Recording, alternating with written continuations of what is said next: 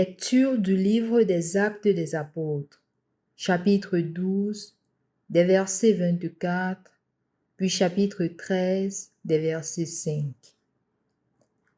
En ces jours-là, la parole de Dieu était féconde et se multipliait. Barnabé et Saul, une fois leur service accompli en faveur de Jérusalem, s'en retournèrent à Antioche en prenant avec eux Jean surnommé Marc. Or, il y avait dans l'église qui était à Antioche des prophètes et des hommes chargés d'enseigner. Barnabé, Siméon appelé le Noir, Lucius de Cyrène, Manahen, compagnon d'enfance d'Hérode le tétrarque, et Saul. Un jour qu'ils célébraient le culte du Seigneur et qu'ils jeûnaient, l'Esprit Saint leur dit: « Mettez à part pour moi Barnabé et Saul, en vue de l'œuvre à laquelle je les ai appelés. » Alors, après avoir jeûné et prié, et leur avoir imposé les mains, ils les laissèrent partir. Eux donc, envoyés par le Saint-Esprit, descendirent à Séleucie et de là s'embarquèrent pour Chypre. Arrivés à Salamine, ils annonçaient la parole de Dieu dans les synagogues des Juifs. Ils avaient Jean-Marc comme auxiliaire. Au nom du Père et du Fils et du Saint-Esprit. Amen. Loué soit Jésus-Christ.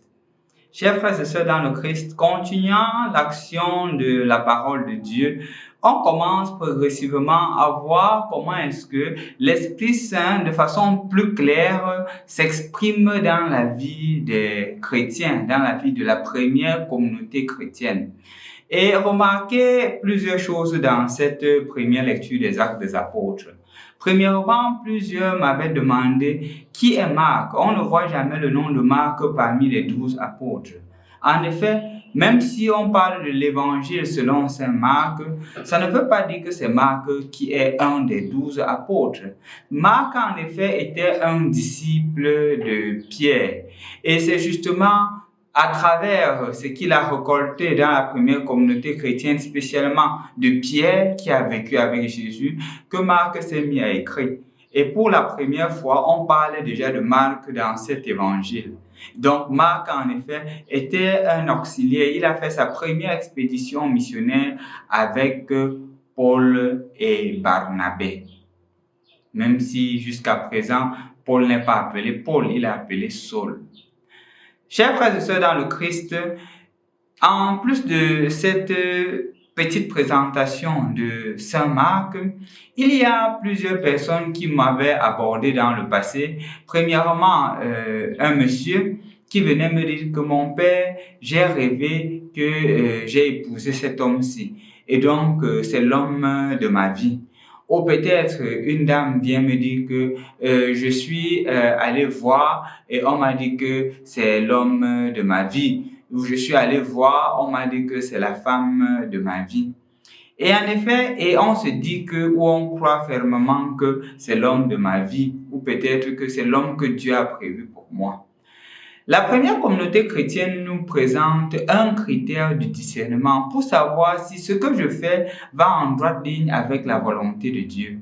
Que ce ne soit pas ma volonté, mon impulsion qui habite mes actions, à telle enseigne que je confonde mes impulsions, mes désirs personnels à la volonté de Dieu.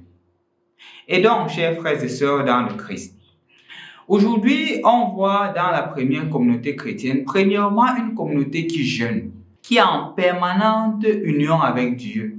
Et justement, cette communauté prend au sérieux le jeûne, parce que le jeûne, justement, permet de mortifier nos désirs, de nous abstenir des choses mondaines pour pouvoir laisser le Seigneur prendre la place dans nos vies.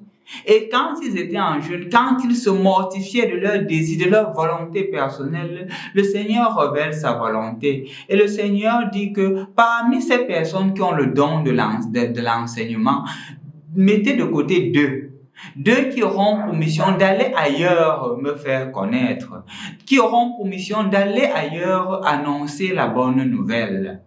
Et quand cette information est passée, remarquez qu'on ne les envoie pas directement en mission. Remarquez que la communauté maintenant se met en prière et en jeûne. Donc la communauté se met à prier une fois de plus pour se rassurer justement que cet appel de l'Esprit Saint vient effectivement de l'Esprit Saint, que ce n'est pas une volonté personnelle qui les habite, que ce n'est pas un désir égoïste qui les habite, non.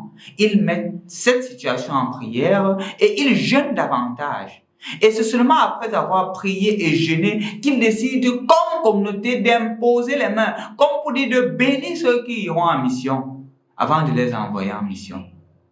Que c'est beau, chers frères et sœurs dans le Christ. On remarque donc 3 choses qui doivent habiter celui qui va accomplir la volonté de Dieu. Premièrement, être en communion permanente avec Dieu. Pour accomplir les choses selon la volonté de Dieu, je dois être en communion avec Dieu. Ce n'est pas ma propre volonté, ce n'est pas mon propre désir égoïste, non, c'est la volonté de Dieu qui doit m'habiter. Deuxièmement, présenter cette situation à une communauté croyante.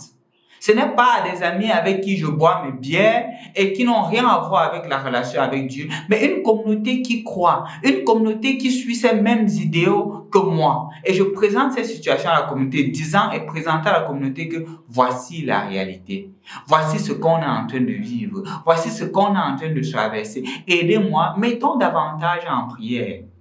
Et justement, après avoir mis en prière, la communauté, justement, puisque c'est la volonté de Dieu, te bénit.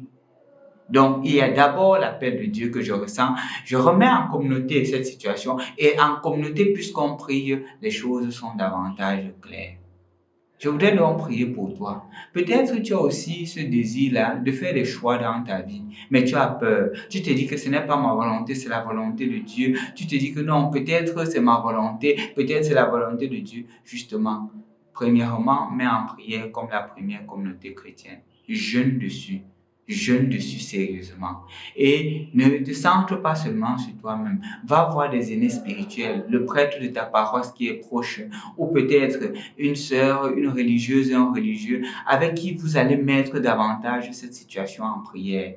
Et ainsi, ayant mis en prière, le Seigneur pourra mieux vous illuminer, mieux vous éclairer.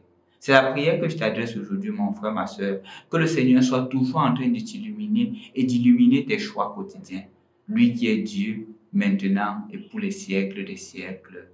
Amen. Au nom du Père, du Fils et du Saint-Esprit. Amen.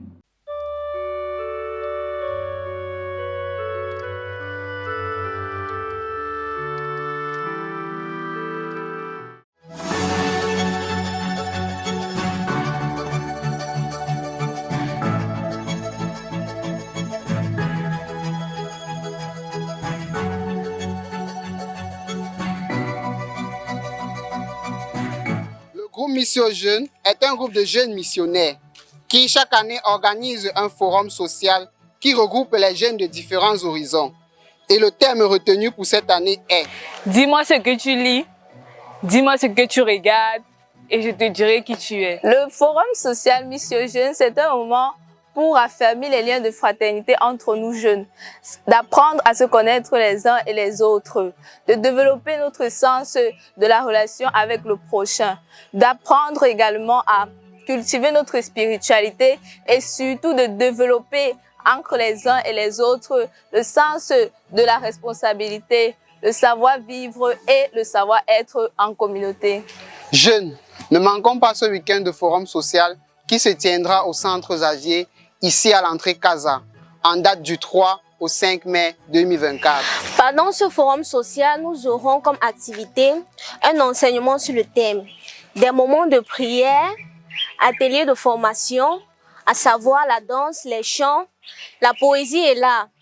Nous aurons également une projection cinématographique, adoration, écoute, animation et jeux. Dis-moi ce que tu lis, dis-moi ce que tu regardes et je te dirai qui tu es.